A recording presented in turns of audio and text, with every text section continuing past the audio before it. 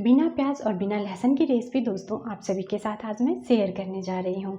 अगर आपको भी मेरी रेसिपी अच्छी लगेगी तो प्लीज़ मेरी रिक्वेस्ट है आप सभी से वीडियो को लाइक ज़रूर कीजिएगा और कमेंट करके मुझे ज़रूर बताइएगा आपको मेरी रेसिपी कैसी लगी। अगर आप लहसुन प्याज नहीं खाते होंगे तो भी इस रेसिपी को बनाकर खा सकते हैं। इस रेसिपी को बिना तेल का ही बना करके तैयार करेंगे। हमारे यहाँ नहाए खाए के दिन छठ पूजा के दौरान ये रेसिपी बनाई जाती है, वो भी बिना लहसुन और बिना प्याज के। तो चलिए दोस्तों वीडियो को पूरा आगे आगे देखते जाइए बिना स्किप किए हुए। ये रेसिपी आप भी बनाकर कभी भी खा सकते हैं। हम लोग के यहाँ छठ पूजा के दौरान ये नहा खा के दिन रेसिपी बनती है और इसमें तेल का इस्तेमाल नहीं किया जाता है। तो मैं यहाँ पे कद्दू ली हूँ। कद्दू को हमें छील लेना है। कद्दू भी इसे कहा जाता है, लौकी भी कहते हैं। आप लोग इसे क्या कहते हैं मुझे कमेंट करके ज़रूर बताइएगा। तो मैं इसे छील ली हूँ। उसके बाद इसे वॉश कर लेना है और इस तरह से 2 भाग में कट करने के बाद बड़े बड़े टुकड़ों में हमें कट कर लेना है। दोस्तों मेरी रिक्वेस्ट है आप सभी से, प्लीज़ वीडियो को देखने के बाद यूँ ही मत छोड़िएगा, लाइक ज़रूर कर दीजिएगा और कमेंट करके मुझे ज़रूर बताइएगा आपको मेरी ये आज की टेस्टी और इंस्टेंट वाली रेसिपी कैसी लगी। तो इस तरह से बड़े बड़े टुकड़ों में मैं कट कर ली हूँ इस कद्दू को। इस तरह से सारे कद्दू को कट कर लेंगे और फिर इसे रख देंगे साइड में। चलिए अब नेक्स्ट प्रोसेस कर लेते हैं। तो यहाँ पे मैं रख दी थी आधा कप चना के दाल को 1 घंटे पहले सोख करके।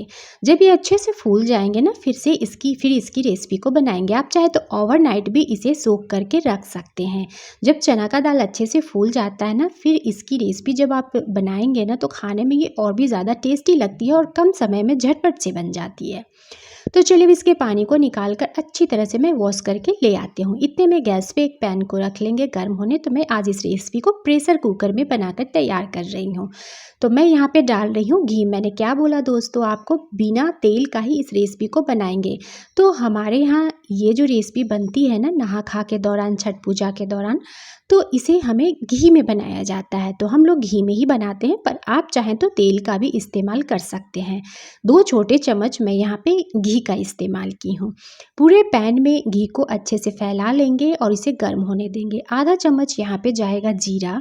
उसके बाद 1 तेज पत्ता डाल लेंगे और 1 हरी मिर्च में बीच से चीरा लगाकर डाल ली हूँ। तीखा आपको जैसा भी पसंद होगा उस हिसाब से यहाँ पे मिर्च आप ले सकते हैं। हाफ टी स्पून इसी स्टेज पे आप कश्मीरी लाल मिर्च का पाउडर डाल लीजिएगा। 2 मीडियम साइज़ के टमाटर को चॉप करके डाल लेना है। आप चाहें तो यहाँ पे टोमेटो की प्यूरी का भी इस्तेमाल कर सकते हैं। अच्छी तरह से इसे मिक्स कर लेंगे और इसे हमें भूनना है। तो इसी के साथ ही हमें यहाँ पे कुछ और मसाले ऐड करने हैं। तो पहले मैं यहाँ पे अदरक का पेस्ट डाल ली हूँ 1 छोटे चम्मच। अब मैं इसे भी मिक्स कर लूँगी। बहुत सारे लोग कहते हैं कि बिना लहसुन और बिना प्याज वाली सब्जी जो है ना खाने में उतनी ज़्यादा टेस्टी नहीं लगती है। दोस्तों अगर आप इस तरह से बना करके खाएंगे ना तो ये भी बहुत ही ज़्यादा टेस्टी लगती है, यकीन मानिए। इसी के साथ ही 1 चम्मच भर करके आप धनिया का पाउडर ज़रूर डालिएगा। अब यहाँ पे हमें चना का दाल डाल लेना है और इसे हमें कम से कम 3 से 4 मिनट के लिए मीडियम फ्लेम पे थोड़ी थोड़ी देर पे मिक्स करते हुए इसे भूनना है। अगर आप गैस के फ्लेम को हाई करेंगे तो हाई भी रख सकते हैं, पर लगातार आपको इसे मिक्स करते रहना पड़ेगा। देखिए कुछ इस तरह से हमें इसे भून लेना है। इसी के साथ ही हमें यहाँ पे इस कद्दू को भी डाल लेना है। तो चलिए मैं यहाँ पे इसे भी ऐड कर दे रही हूँ। हमारे यहाँ तो इसे कद्दू ही कहा जाता है दोस्तों, लौकी भी कहा जाता है और घिया भी कहा जाता है, पर आप कमेंट में ज़रूर बताइएगा आपके यहाँ किस नाम से जानते हैं। तो चलिए इस तरह से कद्दू को डालने के बाद मैं यहाँ पे इसे फिर से 3 से 4 मिनट के लिए भून लूँगी मीडियम फ्लेम पे। इसी के साथ ही मैं यहाँ पे कुछ स्पाइसेस भी ऐड कर रही हूँ, जैसे कि यहाँ पे जाएगा हल्दी का पाउडर। इसी के साथ ही मैं यहाँ पे नमक डाल रही हूँ स्वाद के अनुसार। तो चलिए मैं यहाँ पे आपको बता दूँ दोस्तों, मैं अपने चैनल पे बिना लहसुन और बिना प्याज वाली ये टमाटर की रेसिपी भी शेयर कर रखी हूँ। आप उसे भी एक बार ज़रूर वॉच कीजिएगा। बिना क्रीम का ये शाही सब्जी खाने में कमाल का लगता है। तो मस्ट ट्राई वाली रेसिपी है, ज़रूर ट्राई कीजिएगा। तो चलिए अब नेक्स्ट प्रोसेस कर लेते हैं। यहाँ पे हमें डाल लेना है half teaspoon black pepper powder, काली मिर्च का पाउडर।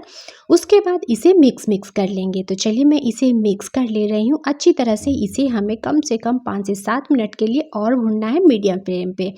जब अच्छी तरह से कद्दू और चना का दाल भुन जाए ना फिर उसके बाद हमें यहाँ पे पानी ऐड कर लेना है। तो देखिए मुझे भूनते हुए कम से कम 4 से 5 मिनट हो चुके हैं। आप समय थोड़ा बहुत भूनने में दे सकते हैं दोस्तों। जितनी अच्छी तरह से आप सब्जी की भुनाई करेंगे ना, उतनी ही ज़्यादा स्वादिष्ट आपकी सब्जी बन कर के तैयार होगी। इसमें मैं आधा ग्लास पानी का इस्तेमाल की हूँ, क्योंकि कद्दू भी अपना पानी रिलीज़ करेंगे। ढक्कन लगा देंगे प्रेशर कुकर का और मीडियम फ्लेम पे इसमें 3 सीटी आने तक कुक कर लेंगे। तो चलिए 3 सीटी आने तक मैं इसे कुक कर ले रही हूँ, उसके बाद मैं आपको दिखा रही हूँ। देखिए, प्रेशर कुकर के ढक्कन को खोल लेंगे। इसी के साथ ही हमें यहाँ पे डाल लेना है गरम मसाला पाउडर थोड़ा सा। उसके बाद मैं यहाँ पे डाल ले रही हूँ धनिया के पत्ते फाइन चॉप करके। अगर धनिया के पत्ते ना हो तो आप यहाँ पे कसूरी मेथी का भी इस्तेमाल कर सकते हैं। अच्छे से इसे मिक्स कर लेंगे और उसके बाद इसे सर्व कर लेंगे। है ना कितनी मज़ेदार वाली और आसान वाली रेसिपी। झटपट से दोस्तों ये रेसिपी बन करके तैयार हो जाती है, कद्दू और चना दाल की सब्जी, जो खाने में कमाल का लगता है। एक बार आप घी के साथ में इस रेसिपी को बना करके ज़रूर देखिएगा। चलिए अब मैं इसे सर्व कर ले रही हूँ। इस तरह से हमें एक प्लेट में सर्व कर लेना है। खास कर ये हमारे यहाँ चावल के साथ खाई जाती है, पर आप इसे रोटी, पूरी, पराठे किसी चीज़ के साथ भी खा सकते हैं।